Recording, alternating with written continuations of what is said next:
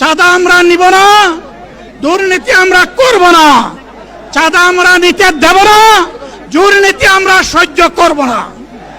বলছিলাম জামাতে ইসলামী যদি আল্লাহর ইচ্ছা এবং জনগণের ভালোবাসায় বাংলাদেশের মানুষের সেবা করার সুযোগ পায়, তাহলে মালিক হবে না, সেবক হবে ইনশাআল্লাহ।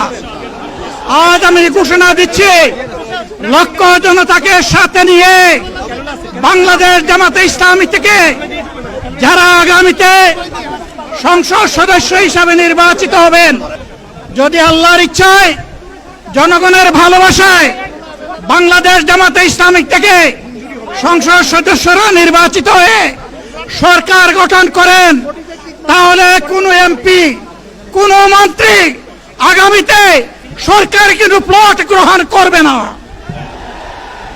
কোন এমপি এবং কোন মন্ত্রী ট্যাক্সবিহীন কোন গাড়ি চড়বে না। কোন এমপি এবং কোন মন্ত্রী তার নিজের হাতে কোনো টাকা চালাচালি করবে না। কোন এমপি এবং কোন মন্ত্রী যদি তার নির্দিষ্ট কোনো কাজের জন্য বরাদ্দ পেয়ে থাকেন, কাজ শেষ হওয়ার সাথে সাথে বাংলাদেশের 18 কোটি মানুষের কাছে তারা তার প্রতিবেদন তুলে ধরতে বাধ্য হবেন।